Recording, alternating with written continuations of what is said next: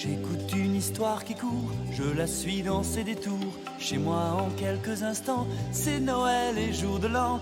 Une histoire au temps trop court, danger, suspense, au secours. Captivé je vibre, prisonnier mais libre, prisonnier du fil de l'histoire. Dès qu'elle démarre, dès qu'elle démarre.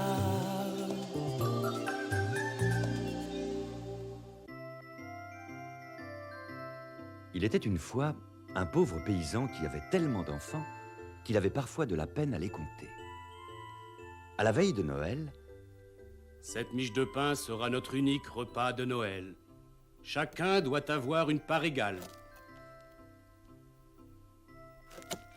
Voyons, eh bien, il y a l'aîné, c'est Georges, ensuite Romain. Ah, non, Romain, c'est l'avant-dernier, ou le dernier. Romain, René, Richard... Ah, zut, voilà que je me souviens plus.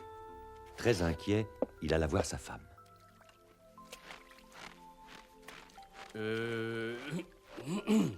Je voudrais te demander l'âge de René, notre deuxième enfant. René est notre 5e enfant et il a 12 ans. Quant au deuxième, il s'appelle Richard. Bien, bien. Alors Georges, Richard, et arrive ensuite Rosine ou c'est Viviane.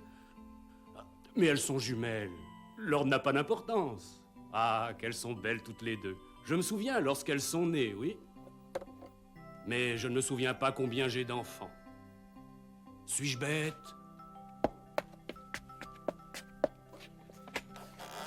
Un, 2, 3, 4, 5...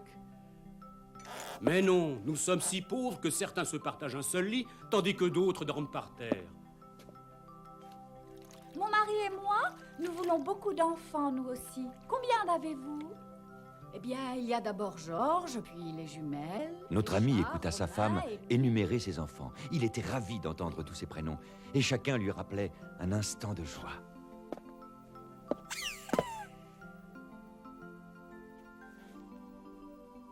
Voilà que je ne me souviens plus. Mais je sais où je vais les trouver. Ils sont tous au lac gelé. Il me suffira de les compter. Les petits doivent jouer au bord du lac, tandis que les grands doivent patiner. Mais comment être certain qu'ils sont bien tous là, si je ne connais pas leur nombre? En chemin, il en profita pour ramasser du bois. Bonjour. Bonjour, Tu n'es pas d'ici, et que fais-tu seul sur ce chemin-là? je me repose et toi? Où vas-tu comme ça? Je rentre chez moi porter tout ce bois que j'ai ramassé. Tu as l'air bien malheureux pour un homme qui vient de ramasser du bois. Ma femme et moi, nous sommes très pauvres, et nous avons seulement une miche de pain en guise de repas de Noël. Tu n'es sûrement pas le seul. Oui, mais voilà, j'ai tellement d'enfants que je suis incapable de les compter. C'est bien la première fois que j'entends pareille baliverne. Connais-tu au moins leurs prénoms? Oui, mais chaque fois que je commence à les nommer, il y a plein de souvenirs qui se mêlent dans ma tête, si bien que je ne sais plus où j'en suis. Et toi, as-tu des enfants? Beaucoup? Alors, dis-moi, comment fais-tu pour les compter tous? Avoir des enfants est un don du ciel et on ne compte pas les dons du ciel. Hé, attends! Nous sommes peut-être pauvres, mais nous pouvons encore recevoir un invité en ce soir de Noël, si tu veux bien être des nôtres. J'accepte ton invitation avec plaisir, car j'allais justement me rendre chez toi. Allez, monte. Mais n'es-tu pas celui qu'on appelle le... Ce fut le plus beau Noël pour ce paysan et sa famille, car l'invité avait plein de cadeaux. À propos, je pense que vous voulez savoir combien d'enfants avait notre ami. Mais, souvenez-vous, on ne compte pas les dons du ciel.